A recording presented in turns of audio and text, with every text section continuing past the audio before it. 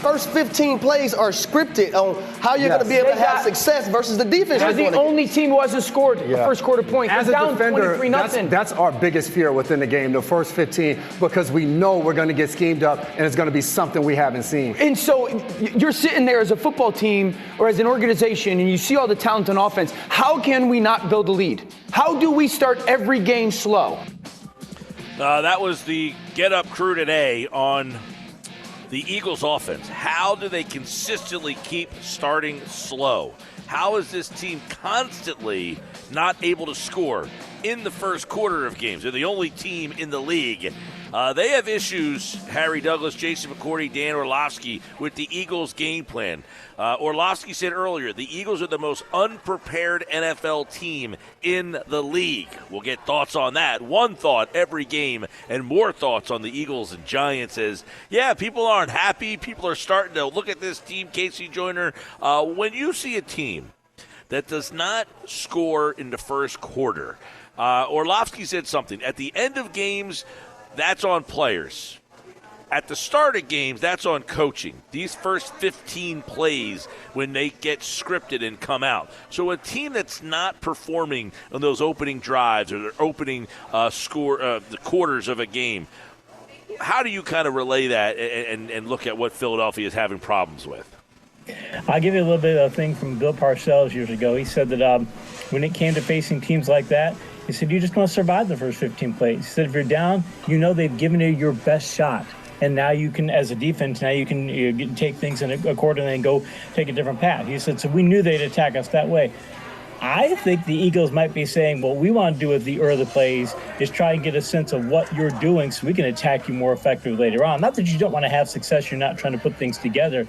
They're really trying to say, we're going to show you this. We want to see how you react to this, and that's going to let us counterpunch. Because I can tell you from having watched a lot of tape, I can tell you that Kellen Moore is a very good counterpunching play caller. He's very good. They may say it's players late in games. I think it's play callers late in games, too, if you know what you're doing. And I think that might be what they're looking to do. We don't look at the beginning of the game to say we're going to try and get a big lead. You want to, but you're looking at the thing to say we want to set up the other 10 series of the play calls to see what we're going to get if we show them this look. Yeah, a lot of people, it's like the chicken or the egg thing here all week long. The Kellen Moore offense. Last year he was 6th in the league in motion with the Chargers. This year they're 26th with Philadelphia. Obviously he has been creative. He's done some things in the past. This offense looks stale. Is he saying, I have a quarterback that can't do some of the things that I used to do, so I have to scale back? Or is this not Kellen Moore's offense? What are we seeing? Why this thing is not what you and others envision? We think Kellen Moore's a pretty good play caller. We think he's a pretty good play designer. Don't seem like it so far. Or are injuries a factor with this team? Yeah, injuries are definitely a factor. When you don't have your top receivers, it's hard to. Andy Reid can play call people open, but if you're used to having a play call sheet that goes, okay, I could do a lot of stuff where I'm going to hope I get man coverage, or I could do certain things against it. Say if they're going to do this, I'm going to get these receivers open. If you're going to try and get your receivers into, hey, you can't double everybody, and we're going to go to somebody there, and we're going to try and get into that sort of situation. You get on one-on-ones, you can look at that. And Andy was the sort of guy who can play call a bunch of different things. I don't think that's what the Eagles try and do. I still think the Eagles. I think some of their problem comes back to what we were talking about the last 3 years, that the Eagles organization wants to be a pass-first team, and Kellen Moore can be a pass-first coach, but you look at the talent and you go, great run blocking line, Saquon Barkley, Jalen Hurts. Man, we can run the ball. Do you want to be a great running team or a great pass team? Because you only have so many play calling resources going into a game. There's only so many things you can invest those resources on. And if you decide that you're going to invest them in the running game, you're not going to invest as many in the passing game. And frankly, when it comes to the motion, there's certain things you want to accomplish with motion, there's certain things that you want to do. And if you've got the kind of setup like Eagles do, you may not need motion as much as you would if you're doing other plays. If you think you can just out-personnel a team, you may not need to use a lot of motion to get the sort of things you're looking for, because you're going to try and get other types of things, other types of, say, leverage and such, rather than just try and flip the numbers with motion. So I'm not so sure that the motion thing is going to be the big reason that they're not a good offense. Okay, let's get some thoughts on the matchups in this game. One thought every game with Casey Joyner with a couple extra thoughts. Giants allow 5.3 yards per carry this season. It's worse in the NFL. So, Eagles offensive line, Saquon Barkley going back to New York. Is this a huge Saquon Barkley kind of day? Yeah, after last week, too, where he looked good on a couple of plays. He didn't look like he was still playing pretty well on a couple of plays. But, yeah, this does look like the sort of game where you want to go, all right, we want to get Barkley going. We want to keep that going. We established it early on that Barkley, and if you don't play your defense right, Barkley's a guy that can just destroy you. Even if you do play your defense right, he might find a gap in you and get a long gainer like did against the Packers in week 1. I really think that they need to get that going because no matter who they are as a team, if you've got what they have with Barkley and you've got what they have with that offensive line, you've got to get that going first because as you see in the Manning cast every week, the number one thing Belichick always says that for the top thing the teams have to do is stop the run. And the Eagles need to make sure that the Giants have to stop the run because if you do that, maybe you can start slowing down that pass rush. All right, on the flip side, on the pass, you got the Giants allow 71% completions this season. It's the third worst in the NFL. I thought the Giants have a pretty good defense. They don't stop the run, and they give up a lot of completions. So what does that say about the Eagles' opportunities in the pass game this week? If they can block, that's the thing. The Giants they're fantastic at rushing the passer. That's going to be the big problem for the Eagles if they can do that. But if you get into coverage and touch, I mean, they've got some favorable matchups. They probably have Slot versus Smith. Slot is up and down. Deontay Banks versus H.A. Brown. Banks is a Green Bay cornerback on my system. I mean, that's a tough one there. Those are the guys I really want to go after. I mean, you can't really count on the slot receiver. You can't really count on what they got there. So really you want to funnel up to those guys. But none of those guys are shutdown guys. The only shutdown guy they have in their secondary is Tyler Nubin, their strong safety. They rank really well in stopping tight ends. I'm not sure it's a big Dallas Goedert day, but everybody else is either mediocre or worse metrics. So from that perspective, I still like counterpunch passing. I don't want to go pass first in this game because you're leaning into their pass rush, which is what you don't want to do. But as far as being able to, if you can block, you have the targets downfield. Yeah, you absolutely do. And you have targets you can beat one-on-one. Again, hopefully I can get them in a man coverage and get them to go stop the run, play cover 3 or something, get man coverage and be able to go attack those guys because that's what you're looking for. Well, by the way, Goddard, the injury report just came out. Hamstring DNP today, so it looks like him and Mailata. Jalen Carter, also a DNP for the Eagles with a shoulder injury. Darius Slay with a knee, so the Eagles a little banged up. We'll see what ends up happening there. Let's get a thought on the Dexter Lawrence and the Eagles offensive line. The Eagles offensive line, usually one of their strong suits. No Jordan Mailata, but Lawrence works in the interior. This might be the biggest matchup that Cam Jurgens has had to face since he has taken over for Kelsey there. You got that interior there, Brian Burns. How does the Eagles offensive line stack up against the Giants pass rush? 26 sacks, 6th best in the league. Yeah, in weeks 3 through 6 also, when it comes to pass pressure rate allowed, as far as the percentage of pass pressure rates allowed, the Eagles dead last. 47.2% of the time they're allowing pass rush pressure. That's tough. You can't allow pass rush pressure half the time and expect to get by. And the Giants, for the last 4 weeks, number 1 in sacks, 20 sacks in the last 4 games, 60 pass rush pressures. They're 10th in pass pressure rate. So if you're the Eagles, that's another reason to lean on the ground game, too, and say, hey, we want to counterpunch. Again, we want to make sure that you have to think about the pass. And you can't just sit there and bring everybody down to stop the run. But if you're the Eagles, man, you don't want Hurts throwing 30 passes in this game. You want him throwing 25 and rushing, have to rush the ball 35 times. In fact, I'd like to see Eagles say, fine, you've got an aggressive defensive line. Fine, we'll use draws, we'll use reads, we'll do all sorts of things to make your line think about a lot of other things than trying to just pin your ears back and get a press or drop it back in the pocket. All right, we'll get his ultimate thoughts on this game coming up. One thought every game right now with Casey Joyner from The Athletic here on the Sports Bash. Let's go one thought every game for the Sunday slate. We'll go to the London game. Jacksonville's over there again. The Patriots are heading over there this time. Patriots are 12-2 all time against the Jags, including the playoffs. New England won the last meeting in 2021, 50-10. These two teams are bad, though. I don't know that you're getting 60 points combined in this one. No, you're probably not. Although Drake May, I know they had some problems last week. Threw for 243 yards, though. Got 3 touchdown passes, rushed for 38 yards. I know, it's probably not indicative of the performance that he had, but still, you got some offensive prowess there. And the Jags secondary is just atrocious this year. They are just abysmal. It's the most favorable pass defense matchup of the week on my start-sit charts with Drake May. So I think the Patriots are going to get some offense done. If you're the Jaguars, would they have fired Peterson if they didn't have another week layover in London? Would they have said, hey, we're going to change our coach? I think they would have, or at least did a very good chance.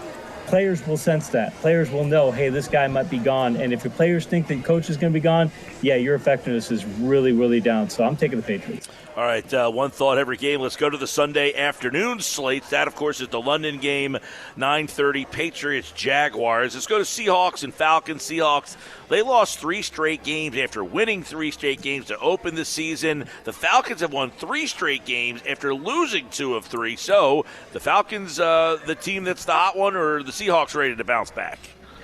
I tell you, the Falcons scored 74 points in the past 2 games and generated 973 net offensive yards. They've only given the ball away 4 times in the past 5 weeks, so they're not turning the ball over. And now they've got a 2-headed running game. They're getting the receivers going. They're getting Pitts back in the offense. I think Pitts has a really good game this week, too, by the way. I think it's a good matchup for him. And you look at Seattle, Seattle, in the last 3 games, they've allowed 97 points and 1,292 net offensive yards. That's just terrible. And their offense has 6 turnovers in those 3 losses. And they've got to go across the country to play in Atlanta. Yeah, there's enough factors. I'm thinking the Falcons. All right, one thought every game. Let's go to Tennessee and Buffalo. The Bills acquired Amari Cooper in a trade with the Browns on Thursday. Bills wide receivers have combined for just 649 yards, 26 in the NFL, 53 catches, 26 in the NFL. This is stingy Titans defense, though, at times. Yeah, it is. They played really well. Competition hasn't been that great, but again, if you can shut down bad teams, you're probably going to play fairly well against good teams.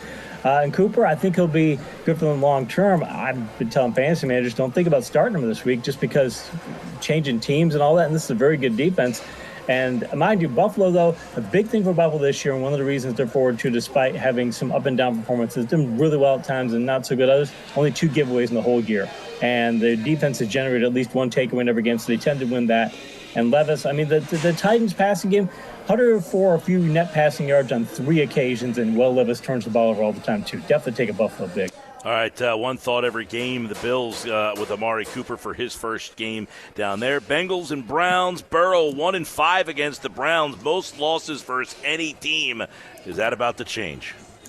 Yeah, my son's a Bengals fan, so I'm by proxy a Bengals fan for him. And, they tend to struggle, but I got to give the Bengals credit. Their defense was abysmal. Suddenly they get some of their defensive linemen back, and I know the Giants don't have a great offense, but to do what they did last week, holding the 7 points, that shows you the difference that it makes to be able to stop the run with your front 4, and that's a big thing. That's going to help against Cleveland. Cleveland has tallied 18 or fewer points in every game this year, and I know the Browns' defense is good, but I just think Burrow can still make a couple of big plays like he did last week. I just don't see that out of the Browns' offense. Got to take the Bengals. All right, one thought every game. Bengals over the Browns he likes. How about Texans and Packers? Houston 1-4 all time against the Packers. Only win way back in 2008 at Lambeau Field. But this Packers team starting to find their way offensively with Jordan Love back. Yeah, he's great in fantasy. 10 touchdown passes the past 3 games, nearly 900 yards. Houston, though, their defense has allowed 209 or fewer net passing yards in every game this year, so you're not going to make a living throwing the ball against these guys. C.J. Stroud, he's doing very well as well. I keep looking at those, I keep going back and forth because they're playing well, and they're both offenses are playing well, and Houston gets Joe Mixon back, and so I look at all this, and I just keep thinking, the Texans, they got 4 takeaways last week, but they had 0 in the 3 games before that. Green Bay's notched 3 takeaways in every game but 1, and they had 2 in that one, and they've got home field advantage, so I think they get enough turnovers to win this game. All right, one thought every game. Let's go to Miami and the Colts. Right now Miami's offense just can't do anything because of the quarterback situation there. You don't know who's going to be at running back. The Colts are going to go back to Anthony Richardson. He is expected to start. It seems like that's not a smart decision, but he will be back under center, it looks like. I get it, and I don't. I get it. He's your long-term quarterback, and you got to get him out there because he's really not very good at throwing the ball, and you just got to get him some reps and hope he gets better. He's got talent around. Although they've got banged-up receiving core, too. If they get Taylor back, that's great, and they can enrich during Taylor. That's what they've been wanting to do. It's the kind of team they wanted to be all year. Frankly, though, look, they've either got Richardson. If he doesn't play well, you can go to the bench of Flacco. The Dolphins, they have Huntley, and maybe Mike McDaniel having a week off of being able to, get an extra week to do this game plan. Maybe it works. Maybe it gets a couple big plays. I don't think it's enough to pick Miami. Got to go to the Colts. All right, I don't know, man. That Colts team with Richardson's pretty bad. But you're right. The Dolphins are the Dolphins are so bad offense. It's a shame watching what's happened to them. All right, maybe the game of the day: Lions and Vikings. One thought every game. The Lions are 1-8 against teams that are 5-0 or better in the Super Bowl era, and have lost 6 games in a row. They're 3-16 in franchise history against teams that are 5-0 or better, but they have won 3 straight against the Vikings. They have, and they got everything working last week. I mean, great power rushing game, downfield passing attack. They're a really well-coached team, too. You don't see them making a lot of mistakes schematically and such. You don't see them getting in a lot of errors, and it's not like Dallas last week. And they take advantage of the other team does that. It's harder. They beat Dallas last week. The thing is, the Vikings, though, they got Darnold. O'Connell knows how to use him. They got Jordan Addison. They might get T.J. Hockenson back for this one, so that's really good. The thing is, the Lions have a really good shutdown run defense, but their pass defense is still kind of eh. The Vikings defense has been able to shut down the 49ers, Texans, and they shut down the Packers for a while, too. I just think that the Vikings defense is that much better, and it's at home, so taking the Vikings, but by a small margin. All right, that one should be a good one. One thought every game, one that might not be so good. Raiders and Rams. The Raiders have lost the last 2 games by a combined margin of 35 points. The Rams are 1-4. It's their worst 5-game start under Sean McVay. Something has to give. Yeah, the Rams are so banged up, so beat up. I mean, they were down to DeMarcus Robertson and Jordan Whittington. I mean, in fantasy managers just pulling their hair out. I got Puka Nacua sitting on an IR, just dying for him to come back. But they get Cooper Kupp back this week, it looks like, and they still got Kyron Williams. And so now McVay has been able to get something done with the passing game, even with those backups, is going to be able to get even more. I'm looking at the Raiders going, okay, who you guys have? You have Aiden O'Connell, who I know we just talked about the Dolphins. The only reason he's not the worst quarterback in the league is you got Tyler Huntley out there. I mean, that's it. I mean, they've got an abysmal offense. They don't have any kind of rushing attack at all. Madison's playing a lot better than White is, but still, it's limited. So adding home field for the Rams got to go away. All right, one thought every game, Panthers and Commanders. Commanders average almost 30 points a game. That's second best in the NFL. The Panthers give up 34 points a game. That's the most in the league. Feels like a blowout here. It does. And, I mean, the Commanders lose last week, but you go to Baltimore and you go toe-to-toe with Baltimore, and Washington's not at that level yet. They're getting there. But Jaden Daniels, he made his share of plays, and he sure didn't look like it was rattled by the whole thing. I mean, it's at Baltimore. It's a tough place to play. Now he gets back home, goes against Carolina. Carolina gets respectful with Dalton there. Their defense is still awful. Dalton can't play defense, and they have a low ceiling on offense, too. It's better, but it's relatively speaking. So I think it's a rather high-scoring game, but I've got confidence that Washington can get over 30. I don't think Carolina can, so taking the Commanders. All right, one thought every game. Let's go to the Super Bowl rematch. Chiefs were on a bye last week. Andy Reid, 21-4 off of a bye. Does that seal the deal for you? It helps. It helps an awful lot. And the thing is, he's really creative. He got all kinds of credit for his pass play calling. His rush play calling, the elements he puts in there, the little subtle things, they're nightmares for defensive coordinators because they throw all your keys off, make you look for things you shouldn't be looking for. They've run for 100 more yards in 4 straight games.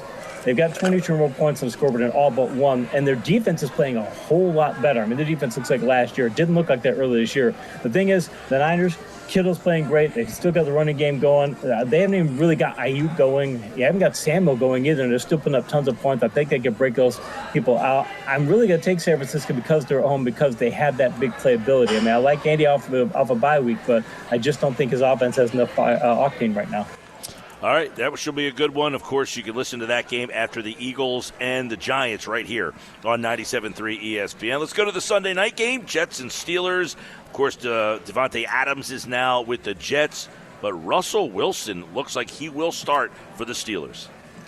I've seen this happen before. I'm wondering if this is one of those situations where you get a team gets a quarterback controversy, the coach gets an unwanted quarterback controversy and decides, okay, I'll give the guy who I'm not really for in this offense, I'll go ahead and put him out there in the most unfavorable matchup I can find. I'll wait and put him out there then. This is what that kind of feels like. Like, You're putting Russell Wilson in his first game going against the Jets when the Jets defense is really starting to play really well. They've not stopped the run very well, but man, they are doing fantastic at advanced metrics against the pass. Sauce Gardner was having a subpar start to the year. He's back to his shutdown ways. They're almost right across the board as far as the player matchups. It was just really unfavorable. So I don't know what's going on in Pittsburgh, why you would make a quarterback change at that point. Doesn't feel right. And of course, you don't have the whole Jet situation with Adams coming in and what's that do with Wilson and Lazard. It's a weird thing. So I'll take Pittsburgh. It's a game it's really tough to get a feel for. I just don't like the situation of either team. So I'll take Pittsburgh just because they're at home. But this is not a game I'd want to put any action on if I were betting. All right, one thought every game. Let's go to the doubleheader Monday Nighters. You got 2 Monday night games,